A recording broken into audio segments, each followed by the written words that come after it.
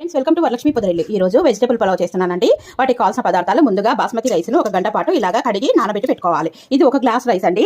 ఇంత చిన్న గ్లాస్ రైస్కే 2 గ్లాసులు నీళ్ళు పోసుకోవచ్చు, ఎందుకంటే వెజిటబుల్స్ వేస్తున్నాం. కావాల్సిన పదార్థాలు: సన్నగా తరిగి పెట్టుకున్న ఉల్లిపాయలు, ఆలుగడ్డ, క్యారెట్, కరివేపాకు, బఠానీ, జీడిపప్పు, పచ్చిమిరపకాయలు, టొమాటోలు, పుదీనా, ఇంకా మీకు నచ్చిన కూరగాయలు వేసుకోవచ్చు అండి. నేను ఇప్పుడు ఇంట్లో ఉండేవి మాత్రమే ప్రస్తుతానికి చేస్తున్నాను. ఏ విధంగా చేసుకోవాలో ఇప్పుడు వీడియోలోకి వెళ్ళిపోదాం రండి.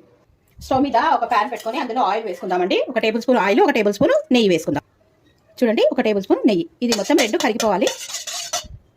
ఆయిల్ వేడైంది. ఇందులోకి చెక్క, లవంగాలు, బిర్యానీ ఆకు, అలాగే సన్నగా తరిగి పెట్టుకున్న ఉల్లిపాయలు, క్యారెట్ ముక్కలు, బఠానీ, జీడిపప్పు, తర్వాత వచ్చేసి పచ్చిమిరపకాయలు, కరివేపాకు, పుదీనా, ఆలు ఇవన్నీ వేసి బాగా కలిపేసి ఫ్రై చేసుకోవాలండి ఈ విధంగా. తర్వాత టొమాటో ముక్కలు వేసుకున్నాం. ఈ కూరగాయలన్నీ బాగా మగ్గనివ్వాలి. కొద్దిగా ముక్కలు మెత్తగైనాయి కదా, కొద్దిగా షాజీరా. ఇప్పుడు మనము తరిగి పెట్టుకున్న టొమాటోలు వేసి కలిపేసుకొని ఒకసారి మూత పెట్టేసుకొని బాగా కూరగాయలన్నీ మగ్గనిద్దాము. మూత పెట్టేసుకుందాం. ఇప్పుడు కూరగాయ ముక్కలు మగ్గినాయేమో చూద్దాం. వావ్, చూడండి కొద్దిగా మగ్గినాయి కదా. ఇప్పుడు అల్లం వెల్లుల్లి పేస్ట్ వేసుకుందాం. చూడండి, కొద్దిగా అల్లం వెల్లుల్లి పేస్ట్ వేసినాక కొద్దిగా కలుపుకుందాం. ఇప్పుడు ఉప్పు, కారం, ధనియాల పొడి ఇవన్నీ వేసుకుందాం. రుచికి తగినంత ఉప్పు, కొద్దిగా కారం, ధనియాల పొడి, చిటికెడు పసుపు ఇవన్నీ వేసి బాగా కలుపుకుందాం. ఈ మసాలాలన్నీ పచ్చి వాసన పోయే వరకు వేగనిద్దాం. ఇప్పుడు కొద్దిగా పెరుగు వేసుకుందాం. ఒక 3 టేబుల్ స్పూన్ల పెరుగు వేసి బాగా కలిపేసి ఒక 2 నిమిషాలు మగ్గనిద్దాం. ఇప్పుడు కూరగాయలన్నీ మగ్గిపోయినాయి కదా. చూడండి, ఆయిల్ పైకి తేలింది ఇక్కడ. ఇప్పుడు ఎసరు పోసుకుందాం. 1 గ్లాస్కి 2 గ్లాసులు నీళ్ళు.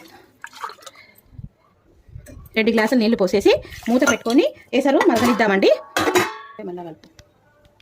ఎసరు మరుగుతుందేమో చూద్దాం. వావ్, చూడండి గుమ్మగుమ్మలు ఆడుతుంది. ఇప్పుడు ఎసరు మరుగుతున్న దాంట్లో నానబెట్టుకున్న బాస్మతి రైస్ వేసేసుకొని ఉడకనిద్దాం. మీరు మామూలు రైస్ అయినా వేసుకోవచ్చు, నేను బాస్మతి రైస్ వేస్తున్నానండి. ఇదంతా కలిపేసి మూత పెట్టి ఉడకనిద్దాం. ఇప్పుడు బియ్యం ఉడికినా ఏమో చూద్దాము. పులావ్ రెడీ అయిందేమో. వావ్, చూడండి ఎంత పొడి పొడిలాడుతూ. ఇంకా కొద్దిగా ఎసరు ఉంది. ఇదంతా దగ్గరికి నీరంతా ఎగిరిపోయేంత వరకు కలుపుకోవాలి. సిమ్లో మూత పెట్టేసుకుంటే బాగుంటుందండి. ఇప్పుడు సిమ్లో పెట్టేసుకుందాం. మూత పెట్టేసుకొని ఒకసారి దగ్గర పడిందేమో చూసేద్దామండి. వావ్, చూడండి ఇంకా కొద్దిగా ఎసరు ఉంది. ఈ ఎసరంతా సిమ్ మీద పెట్టేసి మగ్గనిద్దాము.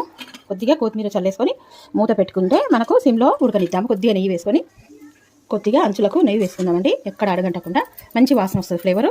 ఇప్పుడు మూత పెట్టేసుకొని సిమ్లో మగ్గనిద్దాం. అంతేనండి, vegetable rice ready. Vegetable pulao. Wow, చూడండి ఎంత పొడి పొడిగా ఉందో చూసారా. ఇంకా చల్లగా అయితే బాగా పొడిగా ఉంటుంది. ఈ వెజిటబుల్ రైస్ రైతాలోకి అలాగే ఏదైనా కూర్మాలోకి చాలా బాగుంటుందండి. వీడియోని వస్తే తప్పకుండా లైక్ చేయండి, షేర్ చేయండి, కామెంట్ పెట్టండి. Please subscribe. Thank you for watching. Bye. మరో మంచి వీడియోతో మేము ముందుంటాను.